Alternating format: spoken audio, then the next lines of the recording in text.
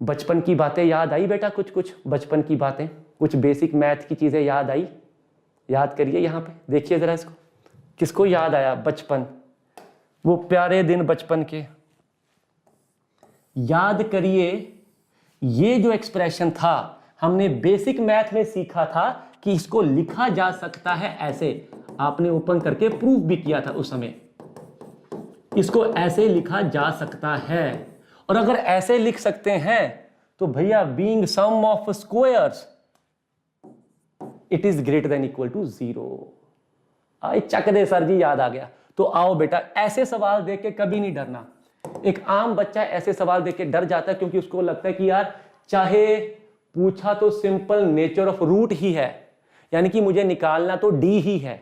Nature of root is driven by D, nothing else. पर ये equation इतनी बदसूरत है कि बच्चा डर जाता है। यहीं पे तुमने अपने आप को एक स्टेप आगे लेके जाना है, डरना नहीं है। तुमने क्या करना है, नेचर ऑफ रूट पूछा है, भाई ने बताया था नेचर ऑफ रूट मतलब डी निकालो, सब कुछ वहीं से आएगा, सब कुछ वहीं से आएगा। तो डी निकालो। डी की वैल्यू क्या है? बी का स्क्वायर तो 4a plus B plus C whole square, ये रहा बी आपका, B square minus 4a into C, B C plus C A plus A B. लो ये बना। क्या इसमें कोई भी चीज डरने वाली है? नहीं सर। पहली बात तो 4 तो सर कॉमन निकाल देंगे, और सर स्क्वायर को 3 वाला ओपन करना हमको आता है, आराम से आता है। 2ab 2bc 2ca, और सर यहां तो कुछ है ही नहीं, 4 कॉमन निकाल लिया हमने तो 3 टाइम दिस बन गया, माइनस 3ab 3bc, और देख पा रहे हो यही बन रहा है। और यहीं पे जो चीज तुमने दिमाग में यहां पे सीख लेनी है वो क्या है? जितना बिगिनिंग की चीजों को तुम टाइम टाइम पे रिवाइज करते रहोगे, जैसे तुम्हारे लिए हमने भी वेक्टर का मेंटी करवाया, सॉल्यूशन का करवाया, सेट्स का मैं रख रहा हूं अगले हफ्ते। बिगिनिंग की चीजों को रिवाइज करते रहोगे, ये छोटे छोटे कंसेप्ट दिमाग में इतने सॉलिड बैठ जाएंगे कि तुम्हें सवालों में डर लगना बंद हो जाएगा। एक जो थोड़ा कमजोर बच्चा होता है, कमजोर मतलब जो धीरे धीरे गिर जाता है, वो इसीलिए गिरता है क्योंकि उसको ये बेसिक भूल जाते हैं, जिस करके वो यहां पे आके अटक जाता है। उसने पूरा सॉल्व कर दिया था, उसने हिम्मत दिखाई, उसने मेहनत दिखाई, पेशेंस दिखाई, पर यहां पे आके अटक गया, कुछ कर ही नहीं पा रहा। अब क्या करूं क्या करूं क्या करूं? ऑन द अदर हैंड, अगर उस बच्चे ने बस एक बार थोड़ा बिगिनिंग का रिवाइज किया होता तो उसको पता होता कि यार ये चीज तो ग्रेटर देन इक्वल टू 0 होती है, ये तो हमें रिजल्ट पता है। तो डी अगर ग्रेटर देन इक्वल टू 0 आ गया तो रूट्स क्या होंगे? रियल। अब यहां पे एक शरारत करूं, एक शरारत कर रहा हूं तुम्हारा लेवल और बढ़ाने के लिए। सुनो, अभी तक आया है greater than equal to 0, you can just say कि रूट रियल है। आप ये नहीं कह सकते कि डिस्टिंक्ट है या इक्वल, ये नहीं कह सकते। इतना कह सकते हो कि रियल है, क्योंकि डी या तो ग्रेटर देन 0 है या इक्वल टू 0 है। अगर मैं एक चीज बदलूं, सवाल को अच्छा बनाऊं,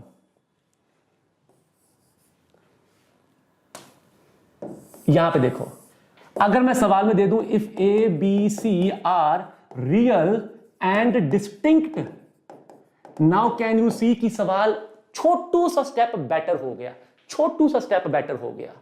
मैंने दे दिया एबीसी डिस्टिंक्ट है, तो अगर एबीसी डिस्टिंक्ट है तो ये नॉन जीरो होगा, ये नॉन जीरो होगा, ये नॉन जीरो होगा, पॉजिटिव होगा पॉजिटिव होगा पॉजिटिव होगा। इन दिस केस डी जो है ग्रेटर देन 0 हो जाएगा, ग्रेटर देन 0 हो जाएगा। तो रूट जो है रियल एंड डिस्टिंक्ट हो जाएंगे। मैंने कहा नजारे आ गए, पॉइंट समझ गए। इसी तरह चीजों को थोड़ा थोड़ा वेरी करके सवाल बनते हैं, और वो बच्चा जो हल्के हल्के पुरानी चीजों को याद रखता है वो कभी नहीं डरता। अब ये आ गया थोड़ा सा अंडरस्टैंडिंग वाला सवाल, थोड़ा अंडरस्टैंडिंग वाला सवाल। तो आओ पहले इसकी अंडरस्टैंडिंग बनाओ। यस शाबाश बेटा, ये होता है। एक बात बताओ, अगर मैं ये क्वेश्चन लिखूं कुछ ऐसी, x minus 1 x minus 2 multiplied by x minus 5 x minus 8 equal to 0, बताओ इसके कितने रूट हैं? How many roots this equation has? Sir ji 4 root आएंगे। 1 2 3 4, 4 रूट आएंगे। शाबाश। तो अगर मैं दो क्वाड्रेटिक का प्रोडक्ट लिखता हूं, दो क्वाड्रेटिक का प्रोडक्ट लिखता हूं और मैं तुम्हें पूछूं इसके कितने रूट हैं, तो तुम कहोगे सर 4 रूट आएंगे। हो सकता है रियल आ जाए या नॉन रियल आ जाए, बट 4 रूट आ जाएंगे। मैं तुम्हें बता दूं कि इसके चारों रूट हैं, तो क्या ये ऑब्वियस नहीं है कि इनमें से 2 रूट यहां से आए होंगे और 2 रूट यहां से आए होंगे? Tell me in the chat now, isn't it obvious? Isn't it obvious कि अगर इसके 4 रूट हैं प्रोडक्ट के, तो 2 रूट इस क्वाड्रेटिक के होंगे, 2 इस क्वाड्रेटिक के होंगे। हाँ sir, that is obvious, that is very obvious. So quadratic into quadratic equal to 0, total 4 root आएंगे, उनमें से 2 यहां से आएंगे, 2 यहां से आएंगे। इसको बेसिक सी बात को दिमाग में रखो और मुड़ के आ जाओ, आ जाओ। हाँ बेटा देखो, इक्वल रूट होंगे तो इक्वल होंगे, बट रूट तो 4 ही होंगे ना। ये तो नहीं बोलेंगे रूट कम हो गए, रूट तो 4 ही होंगे। इक्वल हो सकते हैं कुछ, उसमें कोई शक की बात नहीं है। आ जाओ। कहता एक ये px है और एक ये qx है।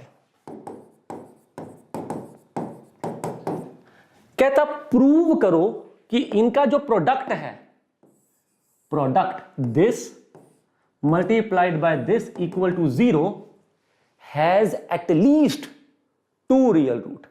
पहले क्वेश्चन समझ लो, प्रूव करना है कि इस प्रोडक्ट के एटलीस्ट 2 रियल रूट तो है।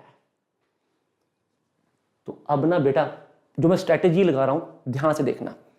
मैंने सोचा यार इसके जो रूट्स होंगे, ठीक है, 2 रूट यहां से आएंगे, 2 यहां से आएंगे, टोटल 4 रूट होंगे, अल्फा बीटा गामा डेल्टा। मैं ये नहीं जानता कि रियल कितने होंगे, नॉन रियल कितने होंगे, मैं ये नहीं जानता, बट 4 होंगे, 2 यहां से आएंगे और 2 यहां से आएंगे। ये सबको क्लियर है ना? इसमें कोई डाउट तो नहीं है, इसमें कोई डाउट तो नहीं है।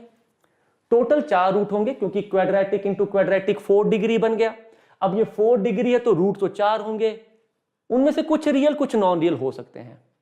बट एक बात पक्की है, 2 यहां से आएंगे और 2 यहां से। सबको क्लियर है ये पॉइंट? क्योंकि इसके आगे फिर आखिरी स्टेप है। सबको क्लियर है ये पॉइंट? हां सर बिल्कुल क्लियर है, कोई डाउट ही नहीं है इसमें, पक्की बात है। तो अब अगर मेरे को ये दिखाना है एटलीस्ट 2 रियल रूट, क्या तुमको कभी किसी ने क्यूबिक, 4 डिग्री, 5 डिग्री, इनके रूट्स रियल या नॉन रियल क्या होते हैं कभी देखना सिखाया है?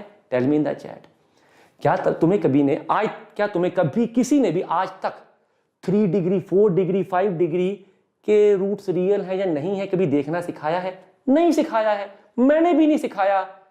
तो क्यों इस पूरे को एक साथ देख रहे हो यार? तुम इसको अलग से देखो, क्वाड्रेटिक का तो देख सकते हो ना, क्वाड्रेटिक का तो देख सकते हो, ये तो देख सकते हो ना कि अल्फा बीटा रियल है या नहीं है। हां सर ये तो देख सकते हैं, बी स्क्वायर माइनस 4ac। अच्छा, और इसको अलग देख लो यार, इसके तो देख सकते हो ना, गामा डेल्टा तो देख सकते हो, और ये रियल है नहीं रियल, गामा डेल्टा तो देख सकते हो। इसका डिस्क्रिमिनेंट आ गया डी स्क्वायर प्लस 4ac। आई शाबाश यार, ये जो दोनों डिस्क्रिमिनेंट आ रहे हैं ये तो कुछ अननोन से हैं, पता ही नहीं लग रहा कि ये पॉजिटिव होगा नेगेटिव होगा। हो सकता है ये पॉजिटिव हो जाए, हो सकता है नेगेटिव हो जाए, क्योंकि हो सकता है ए और सी कुछ प्रोडक्ट नेगेटिव बना दे और ये पूरी वैल्यू नेगेटिव बन जाए, हो सकता है ना। यही गलती कर गया आदेश, कहता ये हमेशा पॉजिटिव है। क्यों बेटा? 4ac की वैल्यू नेगेटिव भी तो हो सकती है, तो ये नेगेटिव इसमें ऐड होके पूरी वैल्यू को नेगेटिव बना सकता है। पंगा पड़ गया। तो अगर तो इनकी वैल्यूज नंबर होते मैं इजीली पकड़ लेता, अरे हाँ यार ये पॉजिटिव है, बट वैल्यूज तो कुछ अननोन है, राइट। अब सुनो जुगाड़, तकड़ा जुगाड़ दे रहा हूं, ध्यान से सुनना।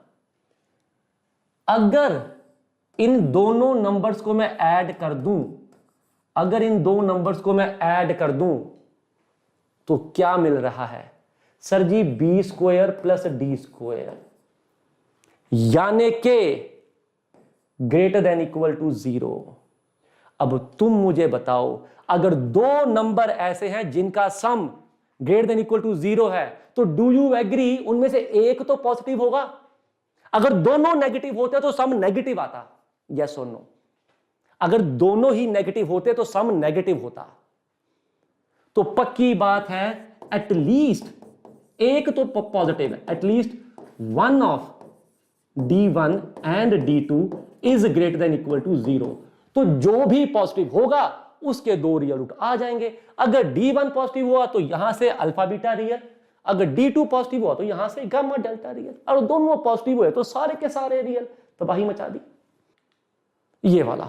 यहां पे तुमने एक कंसेप्ट लगाना है और एक कैलकुलेशन दिखानी है। एक कंसेप्ट लगाना है और एक कैलकुलेशन दिखानी है। पहले कंसेप्ट लगाते हैं। कंसेप्ट ये मुझे बताओ, अगर मैं बोलूं X square plus Y square 0 है, तो तुम एक्स और वाई के बारे में क्या बोल सकते हो? बताओ। अगर मैं बोलूं X square plus Y square 0 है, तो एक्स और वाई क्या होंगे? बताओ।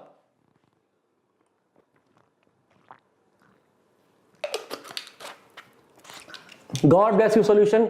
एग्जैक्टली, दोनों को 0 होना पड़ेगा। ओए X equal to minus Y मत बोल बेटा, स्क्वायर स्क्वायर है, स्क्वायर स्क्वायर है। एग्जैक्टली, इन दोनों का सम 0 है तो x को भी 0 होना पड़ेगा, y को भी 0 होना पड़ेगा। बड़ा इजी कंसेप्ट है, प्यारा सा कंसेप्ट है। आओ सवाल में देखें। If A B C D are 4 non zero real number such that, देखने में लगता है कि कितनी बदसूरत कंडीशन दी है, बट डू यू अंडरस्टैंड, बहुत प्यारी कंडीशन है। ये कहना चाह रहा है d प्लस ए माइनस बी भी 0 है और d प्लस बी माइनस सी भी 0 है। बस इतना कहना चाह रहा है, बस इतना कहना चाह रहा है। x का स्क्वायर प्लस y का स्क्वायर इक्वल टू 0, यानी कि x भी 0 है, y भी 0 है। ठीक है, अब अगली इंफॉर्मेशन देखें क्या है। अगली इंफॉर्मेशन है and roots of this equation are real and equal. अब यहां पे आएगा दूसरा कॉन्सेप्ट। एक बात बताओ, क्या तुम अकल लगा के, सॉल्व करके नहीं, अकल लगा के इस इक्वेशन का रूट बता सकते हो? सॉल्व नहीं करना बेटा, अकल लगा के बताना है।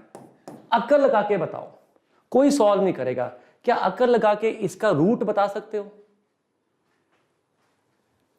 शाबाश शाबाश, इसका रूट बताना है मेरे को। रूट, हां सर जी 1 होगा। सर 1 अकल से दिख रहा है, मैं x को 1 पुट करूंगा, a minus B plus B minus C plus C minus A सारे कट जाएंगे और वैल्यू 0 आ जाएगी। नो डाउट फॉर्मूला लगा के सॉल्व करके भी आ जाएगा, बट मैं अकल से भी कर सकता हूं।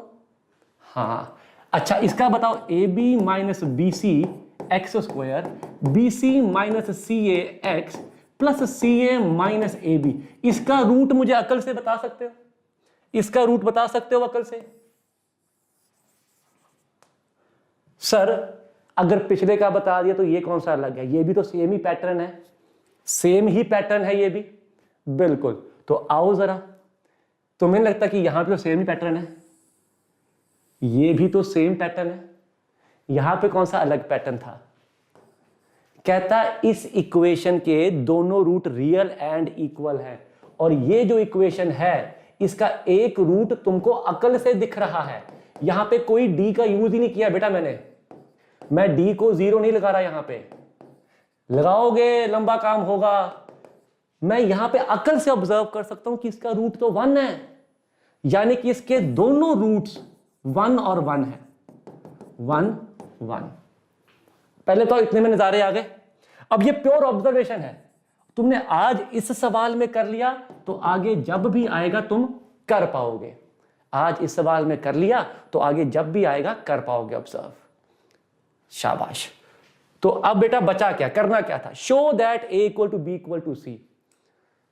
दो तुमने कंसेप्ट सीखे कि एक तो जो स्क्वायर स्क्वायर 0 है तो दोनों 0 होंगे। दूसरा, देख के पता लगा कि x को 1 पुट करेंगे ये सारे कट जाएंगे तो रूट 1 आ गया। अब आता है मैनिपुलेशन, अब आएगा मैनिपुलेशन। ध्यान से देखो, तुमको शो करना है a is equal to B is equal to C. Can you observe, primarily he is asking you to get rid of d। Can you see that? primarily he is asking you to get rid of d, show that a equal to b equal to c, यानी कि उसको d नहीं चाहिए, d हटाना है। तो सवाल में जो मैनिपुलेशन है वो यहां से ड्राइव हो रही है कि d को हटाओ। मैं तुम्हें सोचने का तरीका बता रहा हूं, तुम्हें इसका सॉल्यूशन लिख दूंगा, स्टेप समझ आएंगे, पर तुम सोच नहीं पाओगे कि क्यों किया, ये क्यों किया। तो यहां से पता लग रहा है कि भैया वो जो प्रूव करने को कह रहा है बेसिकली उसमें डी नहीं बैठा हुआ, तो मैं कुछ करके डी को हटाऊंगा। तो आओ पहले यहां से डी को हटा दें। यहां पे डी की वैल्यू क्या है बेटा, b माइनस ए। यहां पे d की वैल्यू क्या है, c माइनस बी। क्योंकि मैं d से फ्री होना चाहता हूं तो यहां से मैंने कंक्लूड कर दिया b minus A equal to C minus B. आगे नहीं जा रहे, I just got rid of d। चाहे सब्ट्रैक्ट कर दो, चाहे सब्ट्रैक्ट कर दो, तुम्हारी मर्जी, सब्ट्रैक्ट कर दो चाहे। तो यहां से कह सकते हो 2b is equal to a plus C. नजारे आ रहे हैं, लर्निंग समझ आ रही है। मैनिपुलेशन किसको कहते हैं? सो मैनिपुलेशन होता है कि रिक्वायरमेंट जो है उसके मुताबिक चलना। अब तो इतना मिल गया, ठीक है, अब यहां से भी कुछ मिलेगा। आओ देखें यहां से क्या मिल रहा है।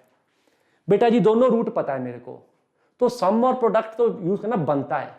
प्रोडक्ट ऑफ रूट क्या बना, C A minus C B upon A B minus A C is equal to 1 into 1, 1 into 1। तो ये क्या बना, C A minus C B is equal to A B minus C A. इसको इधर ले गए 2ac equal to B C plus B A. अब जरा मुझे सोच के बताओ, इसको और इसको यूज करके ए बी सी बराबर कैसे आएंगे? उसको और इसको यूज करके ए बी सी बराबर कैसे आएंगे? सीधी सी बात है, इक्वेशन 2 है तो क्यों ना पहले एक वेरिएबल को हटा दें और 2 को पकड़ा जाए। मैनिपुलेशन समझ रहे हो? इक्वेशन 2 है तो ए बी सी 3 क्यों पकड़े, एक को हटा के 2 पे लेके आते हैं। पहले अपने आप चीजें 2 में आएंगी तो वो इक्वल आ जाएंगी, आसान होगा देखना, शाबाश। तो किसी एक चीज को हटा दो, यहां से b को हटा देते हैं। b की वैल्यू यहां पे जो है उसको यहां पे पुट कर देते हैं। बेटा b क्या है, a plus C by 2, put कर दो वहां पे 2ac, b कॉमन निकाला, अंदर है a प्लस सी, b की वैल्यू पुट कर दो, शाबाश। b की वैल्यू है a प्लस सी बाई 2, तो ये बन गया a प्लस सी का स्क्वायर बाय 2। बेटा जी इसको क्रॉस मल्टीप्लाई करो, 4ac बना, इसको इधर लेके आओ, a plus C whole square minus 4ac 0। अभी ये बन गया a माइनस सी का स्क्वायर 0, यानी कि a इक्वल टू सी। आए नहीं जा रहे? अब a इक्वल टू सी आ गया तो यहां पुट कर दो, b की वैल्यू भी सेम ही आ जाएगी। a और c बराबर आ गए, मान लो दोनों k हैं, k है तो ये क्या बन गया, k प्लस k 2k, तो b की वैल्यू भी आ गई k, तो तीनों बराबर है, तीनों बराबर है, हो जाते हैं राइट। जैसे कि ये सवाल है, ये कंडीशन से नहीं होगा, अकल से होगा, और यही तुमसे वो मेन से ऊपर जब जाओगे तो पूछे जाएंगे। अभी हम कंडीशन पढ़ेंगे, कंडीशन होती है क्वाड्रेटिक के लिए। यहां सवाल देखो, एक क्वाड्रेटिक है, एक 4 डिग्री है, हालत होगी tight. If this and this have a root in common then B. भैया यहां पे कंडीशन काम ही नहीं आएगी, क्योंकि जो कंडीशन मैं पढ़ने वाला हूं अभी अगले स्लाइड पे वो 2 क्वाड्रेटिक के लिए होती है। पर हमने जो अभी जुगाड़ सीखा, जुगाड़ तो क्या है, अक्लमंदी है, वो लगाओ ना। Let alpha be the common root. अगर अल्फा कॉमन रूट है, सेटिस्फाई करेगा, करेगा, सेटिस्फाई करेगा, करेगा, दोनों में सेटिस्फाई करा दो, दोनों में सेटिस्फाई करवा दो। इसमें भी करवाओ, alpha square plus B alpha plus 1, और देखो कि क्या तुम अल्फा निकाल पा रहे हो, निकाल पा रहे हो। इसको मल्टीप्लाई करो, अल्फा स्क्वायर से सब्ट्रैक्ट कर दो, अल्फा पावर 4 कट गया, बी अल्फा क्यूब कट गया, अल्फा स्क्वायर कट गया, अल्फा माइनस 2 0, अल्फा की वैल्यू आ गई 2। मैं क्या आए नजारे, नजारे आए? पूरी सही, अल्फा ही तो निकालना था ना। ये जो दूसरे वाला अक्लमंदी वाला मेथड है वो क्या है, let alpha be common root, दोनों में सेटिस्फाई करके अल्फा की वैल्यू निकाल लो। अल्फा आ गया, अब तो पूछा गया बी, ओ भैया जी ये सेटिस्फाई करता है, सेटिस्फाई कराओ, बी निकाल लो, सेटिस्फाई करा दो। 16 प्लस 8 बी +4 +2 -2 = 0। कट कट भी। तुम क्यों आ गए? ओ बाहर जाओ यार। ओ कैसे जाता है यार, ये मुझे जमा नहीं पसंद ये चीजें। चल जा यार, ओ चल जा। चल गया। तो b की वैल्यू आ गई -20/8। -20/8। ये तुम्हें सीखना है बेटा लेवल। अगर तुम वाकई जेई की तैयारी करना चाहते हो ना, यहां तक तुम्हें अपने आप को लेके जाना है। कंडीशन तो सीखनी है, बट जो अक्लमंदी है ना वो भी सीखनी है। इक्वेशन पढ़ो, तुम्हारा मूड ऑफ हो जाएगा। पढ़ो जरा इक्वेशन, तुम्हारा मूड ही ऑफ हो जाएगा। देखो जरा क्या बदसूरत इक्वेशन है भाई गॉड, दिल ही टूट जाए बंदे का। ओहो हो, क्या बात है, क्या बात है, इतनी सुंदर इक्वेशन। बंदा कहे मैं दीन दुनिया छोड़ के हरिद्वार जा रहा हूं पाप धोने अपने। कहता इन दोनों इक्वेशंस में बोथ रूट्स आर कॉमन। तो 2r - p पूछा है। पहली बात तो आधे बच्चे तो देख के छोड़ देते हैं, ठीक है। दूसरे बच्चे क्या करते हैं वो मुझे तुम बताओ यार, ये किस में क्वाड्रेटिक है ये बताओ। ये किस में क्वाड्रेटिक है? ये इक्वेशन किस में क्वाड्रेटिक है? k में है क्या, r में है क्या, x में है क्या? किस में क्वाड्रेटिक है? सर x में क्वाड्रेटिक है। पर डोंट यू थिंक अभी तो ये बहुत बिखरी हुई है, बहुत बिखरी हुई है। अगर x में क्वाड्रेटिक है तो पहले अच्छे करके लिख तो लो। सारी जो x² की टर्म्स हैं उनको एक जगह लिख तो लो। x² की क्या क्या टर्म्स हैं? 3 × k 1, ये दो टर्म्स है x² की। x की टर्म्स क्या है? सर एक ही टर्म है rx, और कांस्टेंट टर्म क्या है? 2k - 1। अब देखो ना, अब दिख रही है प्यारी इक्वेशन, मानते हो? अब थोड़ी प्यारी दिख रही है। हां सर, अब क्योंकि ये x में क्वाड्रेटिक दिख रही है।